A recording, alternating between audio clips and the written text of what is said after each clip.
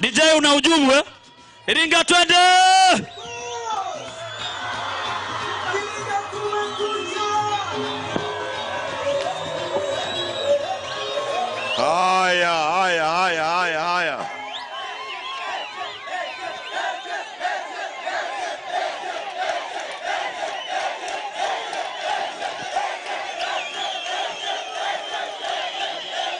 Haya. Haya, asante. Watu wa Iringa mko tayari? Wangapi wako tayari kunisikiliza? Nione mikono juu. Wote mko tayari? Iringa, asanteni sana. Peoples! Haiwezekani. Power. Peoples! Hakuna kurara. Paka kieleweke. Sawa. Ndugu zangu viongozi, Mheshimiwa Makamu Mwenyekiti wa Vijana, Naibu Katibu Mkuu wa Wazee, ndugu yangu Hamidi Mfalingundi, viongozi wa wilaya, viongozi wa kata, wananchi, tunawashukuru sana kwa kuja kutusikiliza. Tumekuja kwenu Iringa hapa kwa mara ya kwanza tangu yalipotokea mauaji ya kutisha mabaya katika historia ya nchi hii ya tarehe 29 mwezi wa 10. Na kwa sababu hatujaja hapa Iringa, tuchukue muda kidogo wa dakika moja kuwakumbuka wale wenzetu wote waliopoteza maisha yao wakipigania mabadiliko ya nchi yetu.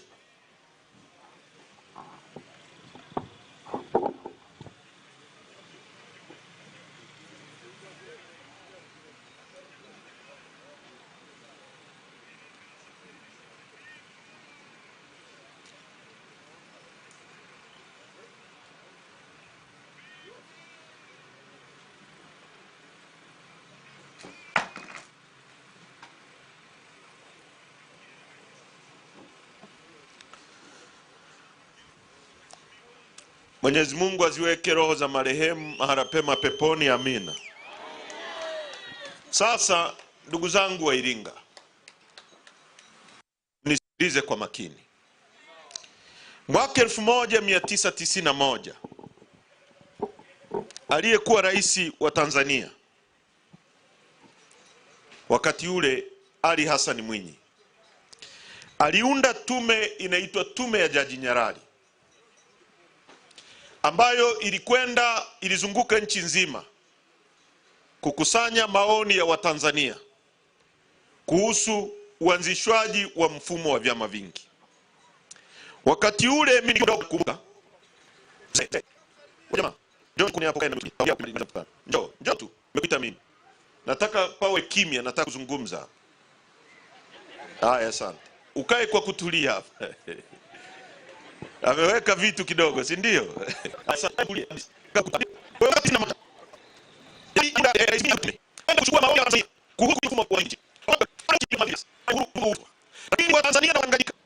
Walitaka kuwa na sauti bada. Kwa hiyo kukawa na minong'ono ya muda mrefu sana mpaka ilipofika mwaka 1991 ikaundwa Tume ya Jaji Nyalali, ikazunguka nchi nzima. Zamani zile alikuwa akija katibu wa CCM anaenda Kiroro, maduka yanafungwa, watu wanasafisha mji.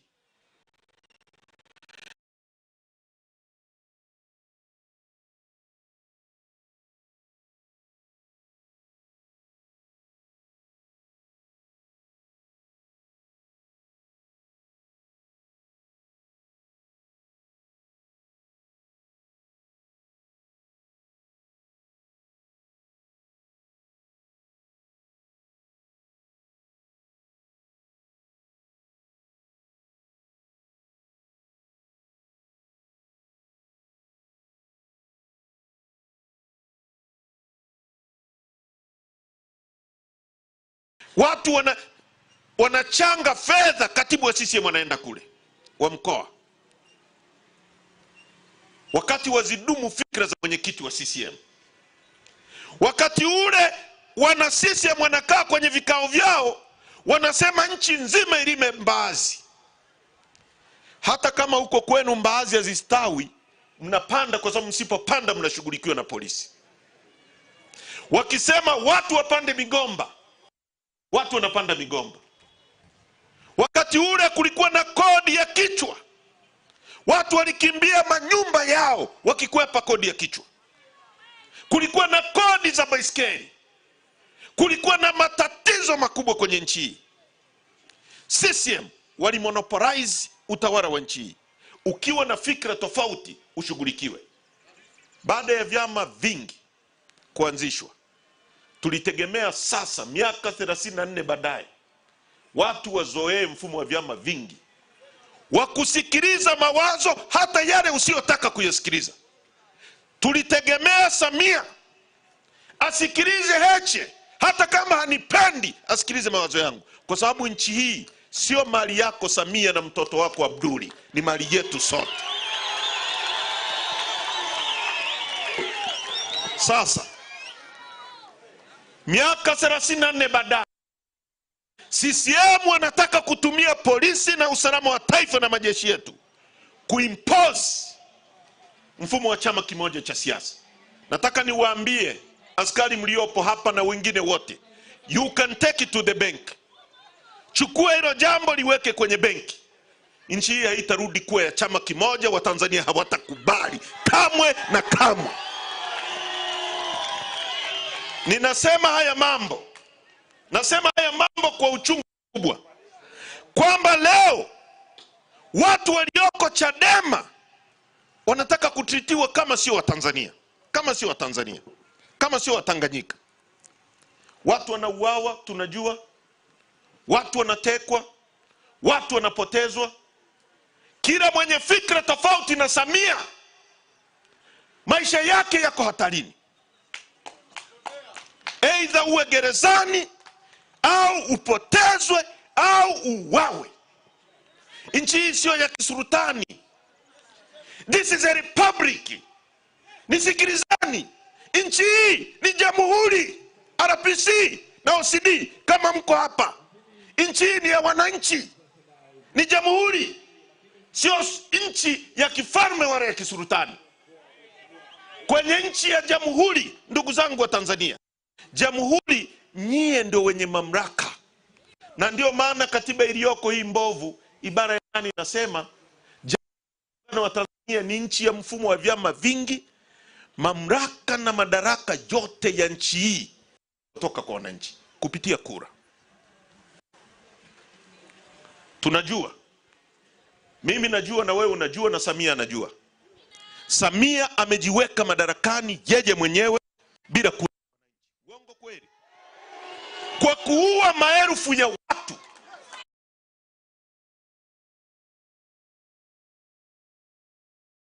Doctors hate me. I'm not 30, I'm 75, and I do Tai Chi chair workout every day. Just 7 minutes a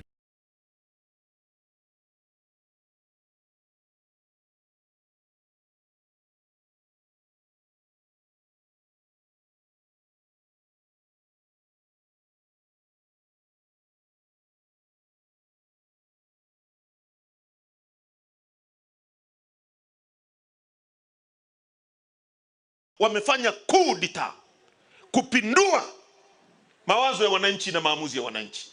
Sasa leo wanataka kuihujumu Chadema na kuifuta Chadema. Mnisikilize. Mambo yanayotokea hayatokei kwa bahati mbaya. Tulipochaguliwa mimi na Tundu Lissu kuongoza chama hiki,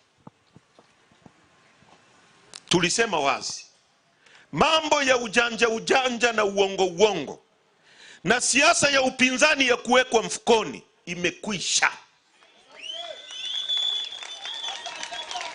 Tunataka haki, na haki pekee. Tulisema wazi, tunataka uchaguzi huru na haki. Tukienda kwa wananchi wasipotupa kiti hata kimoja, tunashukuru, tunasema wananchi hawakutuelewa. tunajipanga upya. Tukipata viwili tupate viwili. Ndivyo tulivyosema. Siasa za kuitwa kukaa kudanganyana zimeprevail kwenye nchi hii for far too long, kwa muda mrefu sana. Tulikataa hilo jambo. Na mara tulipochaguliwa misukosuko ikaanza. Mara ya kwanza tarehe 9 mwezi wa 4 mwenyekiti wetu akakamatwa. Siku hiyo hiyo ya tarehe 9 mwezi wa 4 Said Issa Mohamed aliyekuwa makamu mwenyekiti wa chama, siku hiyo hiyo aliyokamatwa mwenyekiti wetu, fungua kesi eti kudai mali za Zanzibar.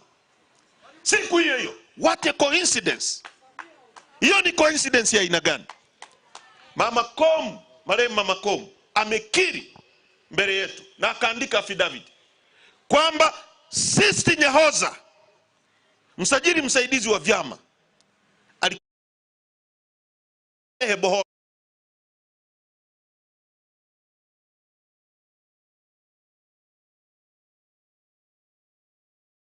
wakafungia chama hiki siku 300. Memweka ndani kwa kesi ya uongo siku 430 leo tunavyozungumza. Kesi ya uongo. Kesi ambayo ndio kesi namba 1 kwa mujibu wa katiba ya nchi hii, ambayo inapaswa iishe. Ndio kesi pekee inayoapia kwenye katiba ibara 28. Wamemweka ndani mpaka sasa. Baadaye ofisi ya msajili ikasema haimtambui katibu mkuu wa chama chetu. Katibu mkuu aliyechaguliwa kwenye uchaguzi ambao haujawahi kutokea kwenye nchi. Uchaguzi ambao ulikuwa wazi. TV nchi nzima zilionyesha. Tanzania haikulala. Iliona uchaguzi wa Chadema uliofanyika tarehe 21 mwezi wa kwanza pale Dar es Salaam. Msajili wa vyama akasema eti hawamtambui. No wonder hawa watu wanaiba uchaguzi, kwa sababu walishangaa tunapofanya uchaguzi wa kidemokrasia, ndio maana hawautambui, wanataka wawizi. Akasema atambui wajumbe wa kamati kuu, akasema atambui mwanasheria mkuu wa chama, atambui manaibu katibu mkuu. Tumepita kwenye misukosuko ya kutisha sana kwenye nchi chini ya utawala huu. Juzi naibu katibu mkuu wetu alinyang'anywa passport yake, anaitwa Amani Gorugwa. Juzi ilikuwa tarehe 9 tukiwa ofisini makao makuu. Amani akaniambia kuhusu hilo jambo na akanisihi nimpigie mtu anaitwa Mafwere ambaye ndio ana hiyo.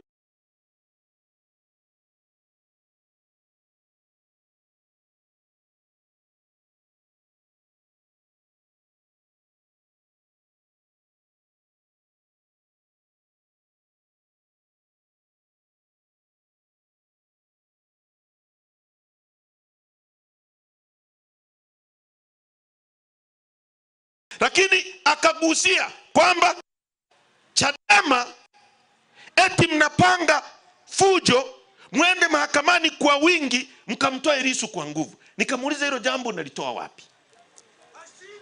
Mnisikilize kwa makini. Nikamuuliza hilo jambo nalitoa wapi? Kwa sababu ni law abiding citizen, ni watu tunaofuata sheria. Nikamwambia kama ni intelligentsia hiyo. Na baadaye nikagundua kwamba hawa watu siku hizi watu wanatengeneza hera kwa njia za uongo. Wakitaka kutengeneza posho watasema Chadema wanataka kufanya fujo. Kwa hiyo tufanyeje? Tuongezee posho, petroli, waje wajaze hapa polisi, alafu warudi waseme tumelinda, tumedhibiti. Kumbe ni ujanja tu wa kutafuta posho, kuharibu fedha za nchi. This is a civilian procession. Hatukatai polisi kuwa hapa, lakini polisi kuja in intimidating citizen, kutisha raia kwa sababu za uongo. Kitu kinaitwa intelligence. Intelligence ya gani hiyo ambayo inashindwa kujua pole yuko wapi sasa, inajua mikutano ya Chadema tu? Intelligence ya gani? Intelligence ya ipi hiyo? Kwa hiyo mnisikilize. Nikamwambia Mafwere, hayo mambo ni ya kwenu, mnaunda ili mtengeneze namna ya kupata posho. Na kweli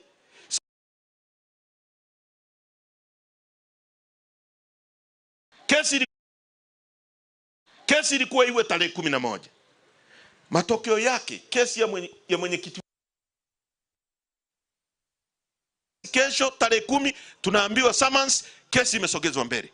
Mtu ambaye amekaa gerezani kwa siku 400. Kumbe kule gerezani wamempelekea mwenyekiti Lissu barua. Wanamwambia tuletee majina ya watu 40 kutoka Chadema watakaoingia kusikiliza kesi yako. Kesi kubwa kuliko zote, ambayo actually kungekuwa na uhuru, hiyo kesi ilipaswa iwe inatangazwa kwenye TV ili makaburu wa Afrika Kusini kwamba tunayoita ya kwetu.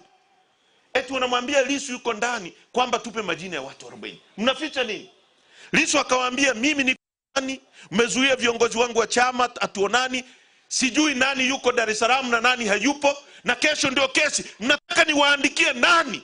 Nikiandika mtu ambaye amekufa kwa sababu yuko ndani, sijui walioko hai, sijui wagonjwa, naandikaje hayo majina?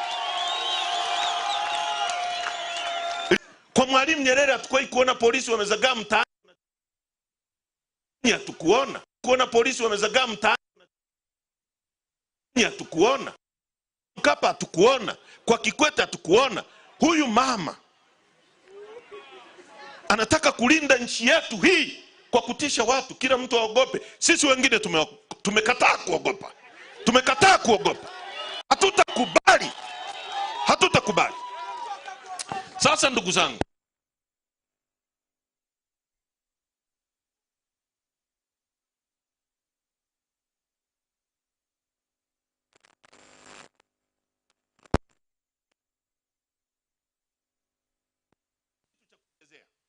kwa sababu tunaojua Kena ni kiongozi, ni speaker, ni paka tu anaambiwa ngata au singata. Kama ametoka kuzungumza, kuna waliomtuma kufanya hivyo. Wamefungia chama chetu siku 309 tukufanya mkutano. Tulipotoka moto ndio huu hapa.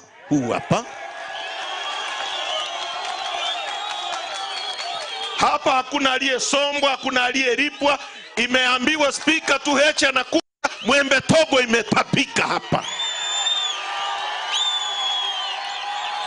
Tuliwaambia hawana kifua cha kushindana na sisi, watapasuka.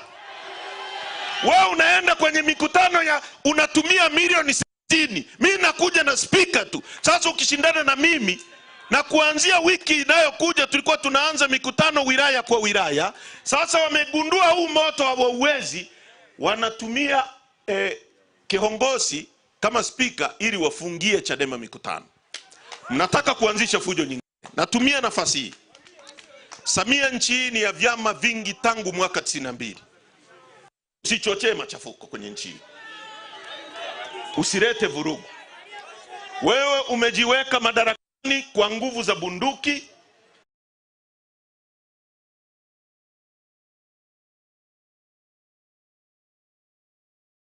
Jitokeza. Ni kazi ngapi? 2 tu. 1, free Tundu Lissu. Lissu awe huru. Ya pili, maswara si ya nini na nini. Ndio maana hata waandishi waliponiuliza, mimi Msigwa huyu alikuwa rafiki yangu sana, baadaye akawa adui yangu kidogo. Amerudi ndio naanza kumzoea kidogo. Hata waandishi waliponiuliza kuhusu Msigwa, nimewaambia atajitetea mwenyewe. Agenda ya chama chetu ni ngapi? Free Tundu Lissu, katiba mpya, full stop. Na tuna sababu kwa nini tunayataka hayo, nitaeleza. Hilo ni la kwanza nitaka niliseme. Anachokisema kiongozi, kifua chao kinataka kupasuka. Huu moto tunaowapelekea sio wa kitoto. Yaani wewe kiongozi, polisi wasijue, wewe ndio ujue kwamba Chadema inapangia hiyo fujo wapi. Huu mkutano wa hadhara ni fujo hii? Waliofanya fujo ni wale watu walioua watu ili wajitangaze kwenye uchaguzi ambao hawakushinda wala hawakuchaguliwa. Hao ndio wanafanya fujo kwa Tanzania. Sisi ni chama cha amani. na ni chama cha haki. Kwa hiyo hilo la kwanza, ndugu zangu, nilitaka niliseme na mnielewe. Hatutakubali, narudia, hatutakubali. Hatutakubali. Hivi vitisho vimekuwa too much. Tukigeuka kila kauli tunayoifanya msajili anaikagua. Tukisema hivi barua ya msajili, tukigeuka hivi msajili, tukigeuka kiongozi, tukigeuka Mafuere. Mnataka nini? Mnataka nini kwenye Chadema? Mlitegemea hivi vyama ni vile vyama vya mfukoni mnavyo remote? Hii ni wakati mwingine. Huu ni wakati wa Tundu Lissu. Huu sio wakati wa kuchezea nchi hii, ni wakati wa mabadiliko. Jambo la pili. Kilichotokea tarehe 29 ni mauaji yaliyopangwa. Na yalipangwa na yule mtu aliyesema majeshi wajiandae kwenye uchaguzi. Huyo ndiye anajua ni tendo la kiraia, halihusishi majeshi. Linahusisha wananchi kufanya demonstration ya haki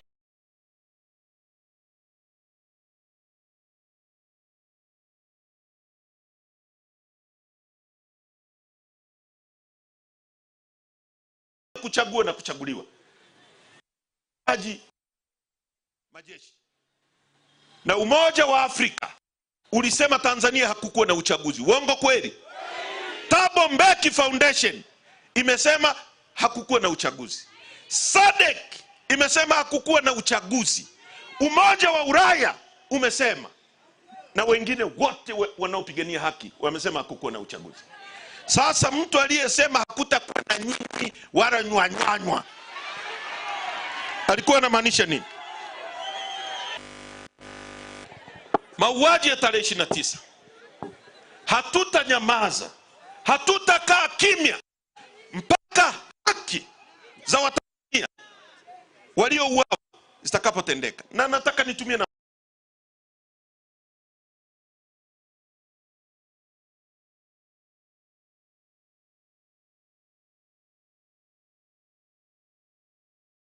nafasi, ndugu zangu, niwaambie, dunia imeendelea sana. Kulikuwa na vita inaitwa Mau Mau, vita ya ukombozi ya Kenya. Wazungu waliua watu weusi pale Kenya wakati wa vita ya Mau Mau, miaka mingi iliyopita. Juzi imefunguliwa kesi ya watu waliouawa wakati wa Mau Mau, wameshinda kesi. Sisi tutaishtaki Ujerumani na tutataki ilipe fidia kwa yale maovu iliyowafanyia Watanganyika. Tutashtaki Ujerumani na tutataki ilipe fidia kwa yale maovu iliyowafanyia Watanganyika wakati huo. Kama tuna fikra za kudai watu waliouawa 1907 waliouawa leo pite miaka 20, lazima haki zao zitakuja kutendeka. Na ndugu zangu, iko hivi, dunia imeendelea sana. Leo unatembea na simu ina count mpaka steps ulizofanya, inakwambia umetembea miguu 6 au 5 au 10, umeunguza kalori kiasi gani. Yani simu tu inakwambia. Huko duniani kuna kitu kinaitwa satellite, kiko kule. Ndio maana CNN waliposema kulikuwa na makaburi ya halaiki, hawakuwa hapa, walichukua picha kwenye satellite. Wote walioua, hata kama mtakuwa makaburini, watoto wenu watalipa mlichofanya kwa Watanzania. Haishi. DJ tulia, tunazungumza mambo mazito. Haishi mpaka iishe. Tunaelewana vizuri? Haishi mpaka ifanye nini?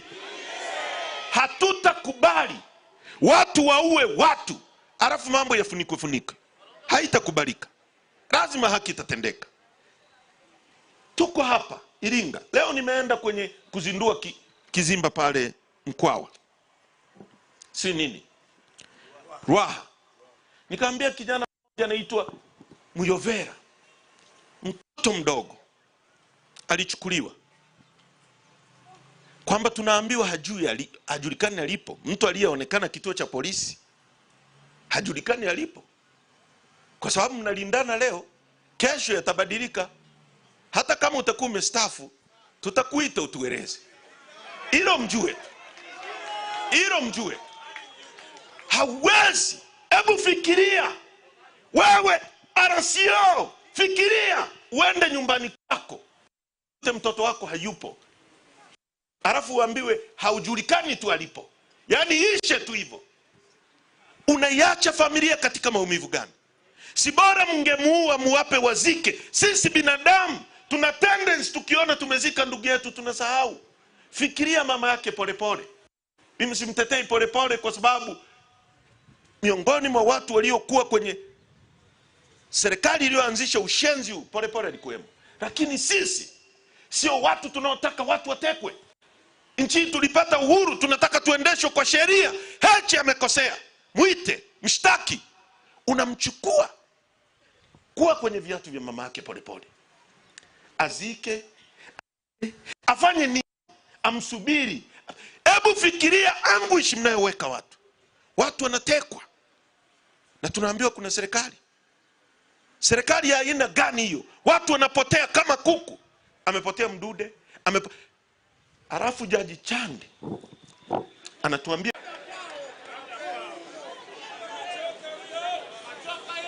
kwa Polepole akiwa katibu mwenezi wa sisi mapenzi hayakuwepo. Akiwa kuanza kumkosoa Samia tu ndio hayo mapenzi yakamteka. Sasa huu ujinga huu lazima ukome. Na ndugu zangu, hawa watu tukiwacha watapeleka nchi shimoni. Wameshindwa. Hakuna kitu chochote CCM wameweza. Miaka 65 ya uhuru wa nchi, hakuna jambo. Niambie, hapo mimi naendaga kwenye redio mtanani, hakuna hata kimoja. Kipi wameweza? Kipi? Niambie jambo moja. Wewe si OCD, niambie jambo moja waliloweza. Hata mishahara unawapa kidogo. Niambie waliloweza moja tu. Ni nini? Ni maji. Watu wana maji nchi. Ni barabara. Ni umeme. Ni shule. Ni hospitali. Wameweza nini? Moja tu. Niambie jambo moja waliloweza. Waliloweza labda ni kuteka na kuua watu. Ndio wanaloweza. Hakuna jambo jingine lolote wanaweza. Ndio maana kwa sababu ya hofu wanataka kunyamazisha watu wanaokemea haya mambo ili waingize nchi hii vibaya kwenye mashimo. Hii ni nchi pekee inayozalisha Tanzanite duniani. Lakini nchi inayouza Tanzanite kwa wingi kuliko zote ni India. Yaani Tanzanite inatoka Tanzania peke yake. Lakini nchi inayouza kwa wingi na inayopata fedha nyingi za kigeni ni India. Unaielewa hiyo mwandishi wa habari? Hutaelewa. Ieleweki, sio? Sasa leo wanataka kuingiza nchi hii kwenye matatizo makubwa ya kiuchumi. Zimbabwe hapa ya Robert Mugabe ilikuwa nchi iliyoendelea kuliko nchi nyingi sana Afrika. Elimu ya Zimbabwe ilikuwa namba 1. Ndio maana ukienda kila sehemu wa Zimbabwe walikuwa wanafanya kazi. Best schools. Best. Ukienda kwenye shelf Uingereza unakuta milk from Zimbabwe, nyama kutoka Zimbabwe, mahindi kutoka Zimbabwe. It was a basket of Africa. Gara la Africa kwa chakula. Everything. Leo Zimbabwe watu wanakula, hawana hata currency. Currency sijui nitasemaje. Hawana fedha yao. Sarafu. Yaani sarafu iliisha thamani, wakaanza kutumia randi za Afrika Kusini, wakatumia dola. Kuisha. Wanadanganywa sio na nchi tutawasaidia. Imeisha. Leo wanataka kuingiza nchi kwenye matatizo. Sikilizeni ndugu zangu. Hao watu wanafikiria ufisadi, rushwa. Nchi hii kwa sababu za kijiografia. Na ndio maana tunataka tupate katiba mpya. Tuiondoe CCM haraka nchi. Haraka sana. Imeharibika mno kama tutaiokoa. Mimi kwa makini. Iko hivi. Sisi kwa sababu za kijiografia tunazungukwa na nchi 6 landlocked. Sema landlocked. Nikisema landlocked ni nchi ambazo hazina mlango wa bahari. Tunazungukwa na Kongo, Uganda, Zambia na Malawi. Nchi 8 na Ethiopia kwa sehemu. Kwa hiyo ili mtu aendeshe gari inayotoka Japan Kongo lazima ishuke kwenye bandari yetu, atulipe pesa. Yaani Mungu ametuwekea maji bure, hatulipii, yako pale, hayaishi leo wala kesho. Yaani wewe umekaa pale ni kutega bakuli, pesa inaingia. Ili mtu aendeshe gari Kongo lazima ipite hapa.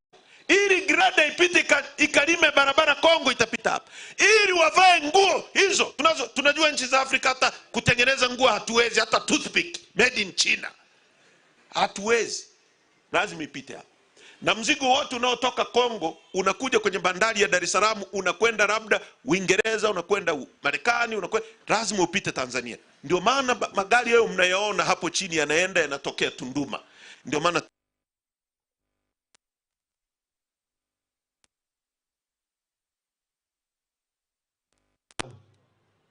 bandari yetu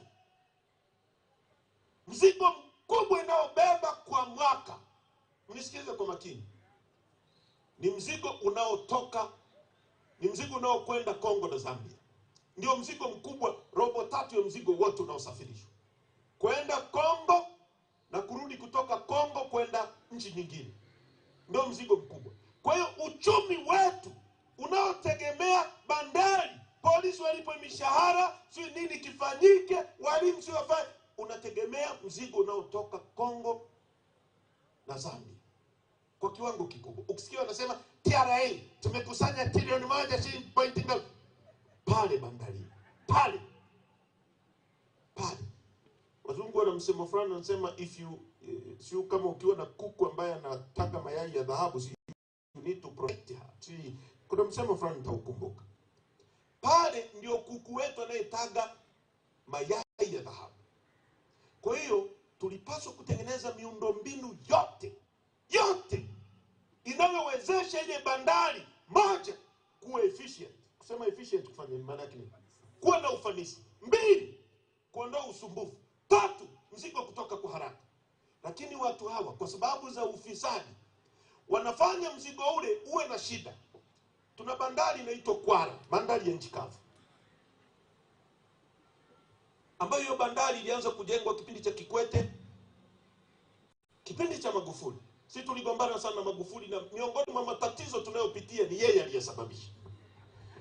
Lakini akawa ameanzisha ile Kwara dry port na SGR, kwamba mzigo ukitoka bandarini, akatenga maeneo kule kwenye Kwara, ile bandari ya nchi kavu Kwara, eneo la Burundi. Kwa hiyo mizigo yote ya Burundi ishushwe kwenye eneo lao, ili kuwarahisishia kubeba na kuondoka nayo. Maeneo ya Zambia, maeneo ya Kongo, maeneo ya Burundi, kila mtu akagawiwa kipande chake kama Mwalimu Nyerere alivyofanya miaka hiyo. Ndio maana unaenda unaambiwa hili ni eneo la Zambia, hili ni eneo la nini, akawa ametenga pale. Kwa hiyo ilitakiwa mizigo ikishuka inapandishwa kwenye treni, inashuka Kwara. Burundi, Rwanda, Kongo wanachukulia kule mizigo yao ikiwa imejitenga. Lakini kwa sababu za ufisadi kuna kitu kinaitwa ICDs. ICDs ni maeneo ambayo watu wanaenda kutunzia mizigo halafu wanalipa kwenye maeneo. Kwa hiyo watu wanaomiliki maeneo makubwa ya ICD, kuna mtu anaitwa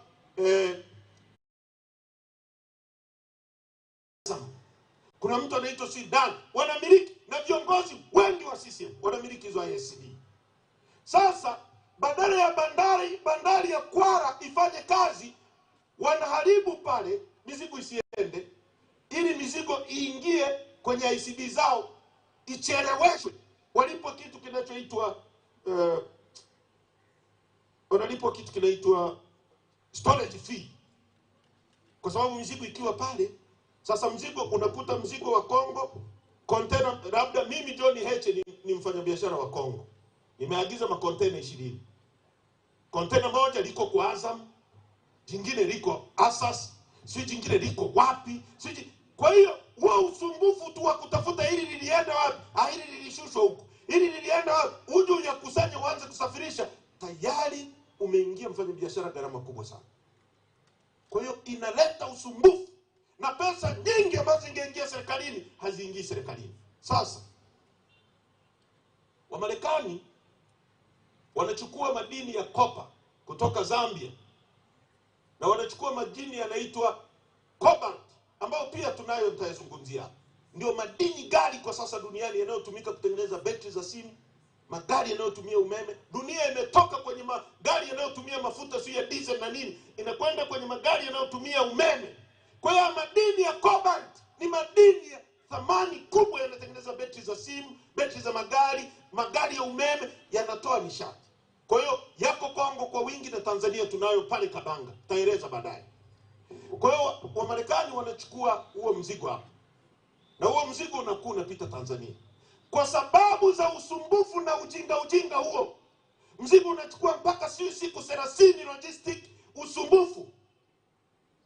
Wameweka fedha, wameshirikiana na Umoja wa Ulaya, wameweka fedha za kujenga leri kutoka bandari ya Robito iliyoko Angola mpaka Zambia mpaka Kongo. Kwa badala ya ule mzigo kupita hapa, utaanza kupita kule. Kwa sababu ya ushenzi wa watu walioko madarakani, na wanalindwa na hawa. Wanalindwa ili wafanye hayo mambo ya kipumbavu ya kuhujumu nchi yetu. Huu ni uhujumu. Sasa ndugu zangu, tukipoteza mzigo wa Kongo kwa sababu ya logistic, hebu jiulize, huu mzigo metric tani milioni 4.6 unatoka kwenye bandari yetu. Na huu mzigo kwa wale watu utakuwa unatumia siku 60 kutoka bandarini mpaka kufika kutoka unako chimbwa mpaka bandarini. Masaa 60 tu umeshafika kule. Nimesema siku au masaa? Utakuwa unasumia masaa 60. Sisi mzigo unatumia masiku. Kuna kitu kinaitwa kuna vitu vimewekwa vya TANROADS, inaitwa mizani. Mzigo unapakiliwa kwenye bandari ya Dar es Salaam. Bandari yetu kuna usalama wa taifa, kuna watu wa jeshi, kuna watu wa mizani, wanapima roli, wanapakia mzigo. Hiyo roli inatoka tu pale bandarini, ikifika Kibaha ipimwe tena, kwamba huyu mtu wa bandarini haaminiki mpaka huyu wa Kibaha. Inatoka Kibaha kabla ya Chalinze Vigwaza inapimwa tena. Inatoka Chalinze Mikumi mbali Mikese inapimwa tena. Mikumi inapimwa mpaka inafika bandari ya kule, inaenda kuja kutoboa Tunduma. Siku karibia 10 zinaharibu tanjia. Na mtu ana masaa 60. Wewe kama ni mfanyabiashara utapitisha wapi mzigo wako? Na wauliza nyie, utapitisha wapi mzigo wako? Tuliwashauri hao watu tukiwa bungeni. Sisi tumeona, mimi nimekwenda kwenye mpaka wa Marekani na Mexico. Gari zote za transit, inajengwa barabara ya transit yenye uzito unaotakiwa, inafungwa na chuma kuanzia, si hiyo ni fedha, si hapo ndo tunaingizia fedha.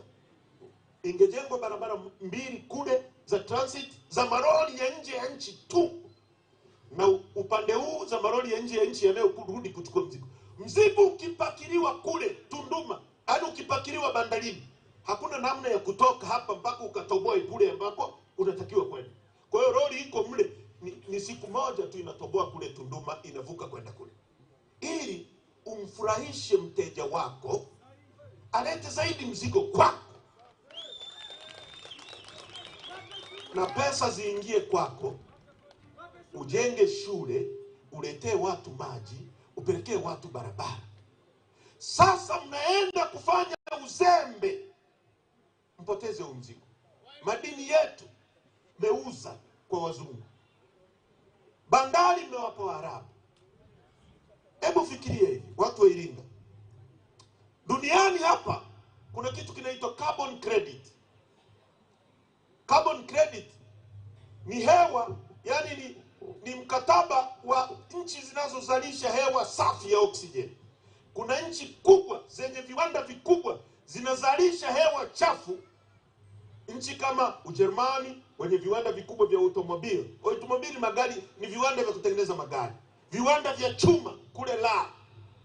Nchi kama Korea, China zinazalisha hewa ya ukaa kwa wingi, inachafua ozone layer huko.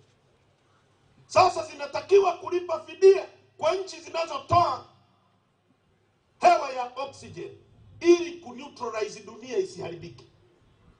Ukienda kule Brazil wana msitu unaitwa Amazon.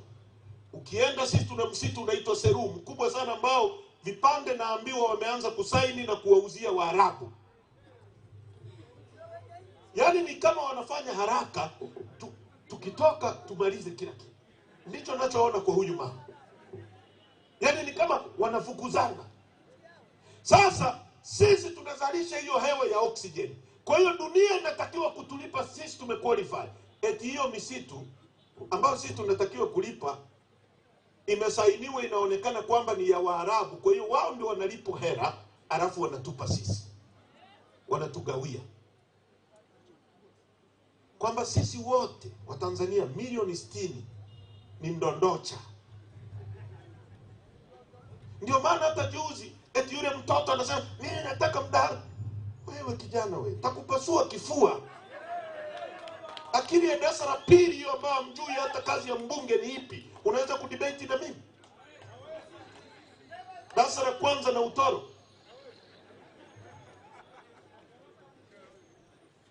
Nchi inauzwa. Kwamba hatuwezi kukusanya hata kile Mwenyezi Mungu alichotujalia. Hatuwezi.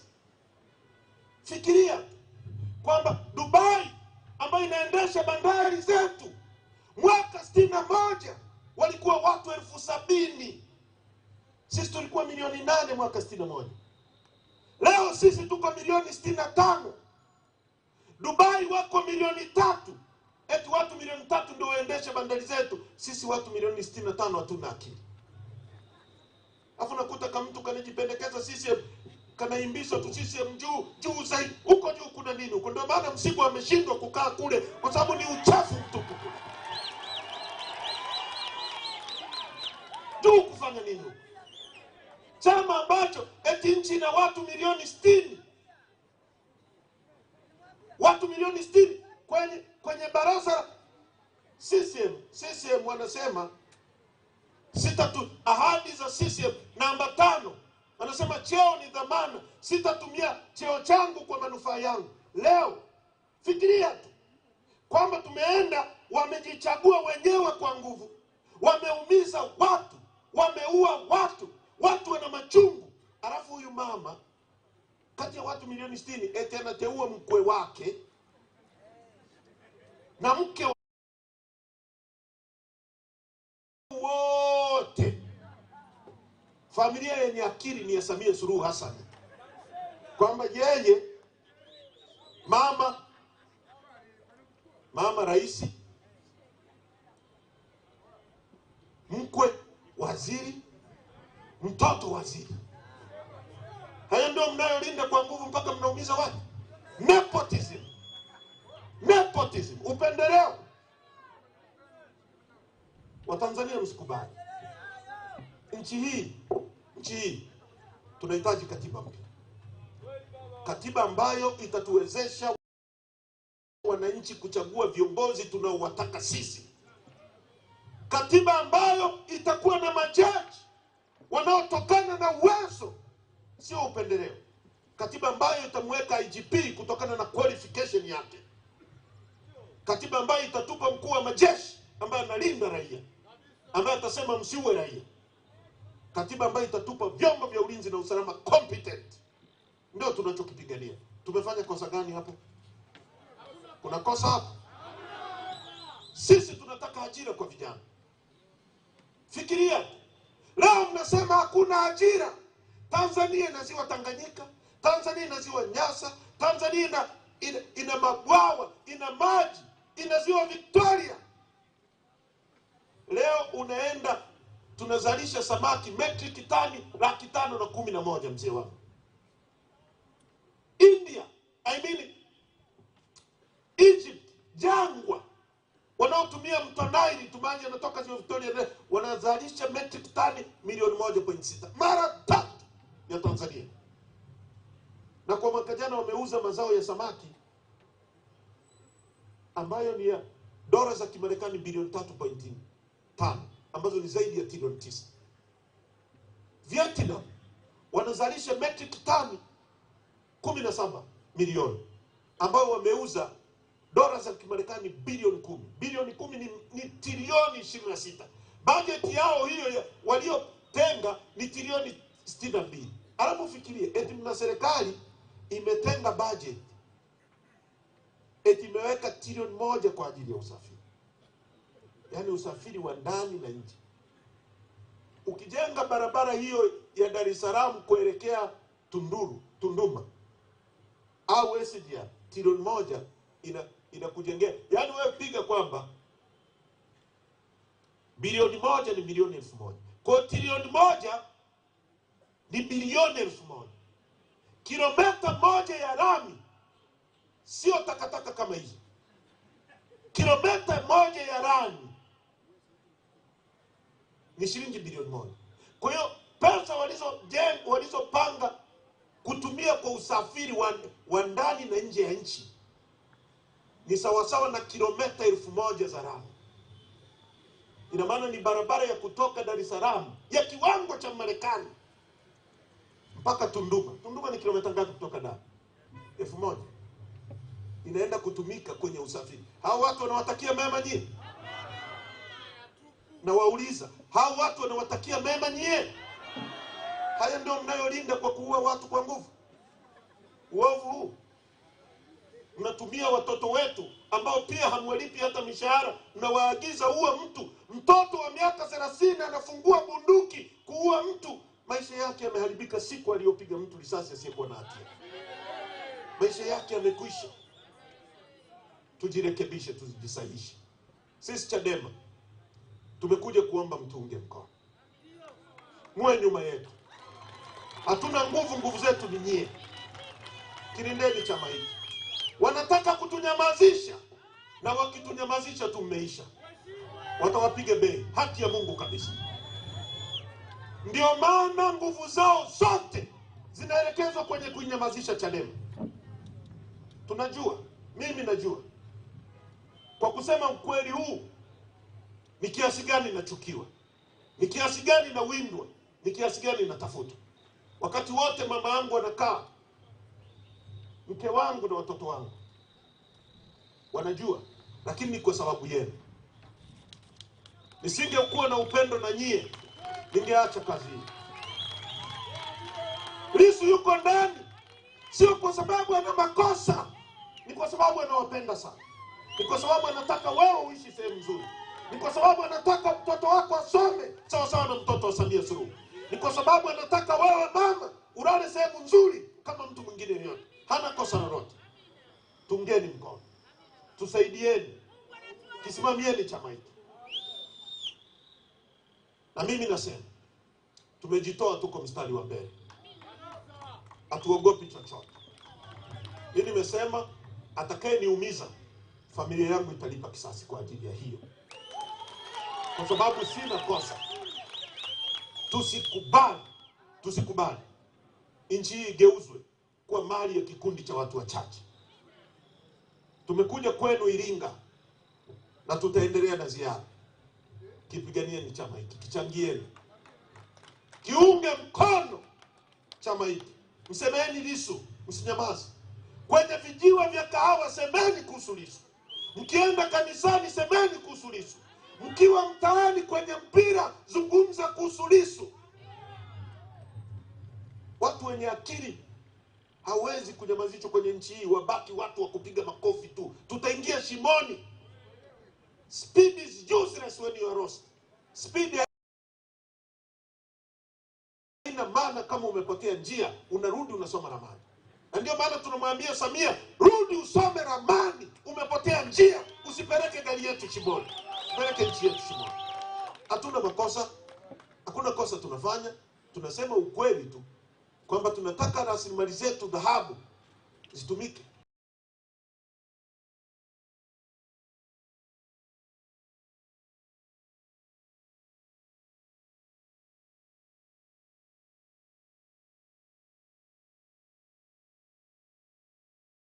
Mmesaini mkataba wa Nyanzaga, sheria yetu ya madini ya mwaka 2017, Permanent Sovereign Authority ya Natural Resources inasemaje? Inasema mikataba yote isainiwe kwa uwazi, wa Tanzania mjue mali yenu inaenda kuchukuliwa pale. Yeye amesaini kimya kimya na watu wake wachache.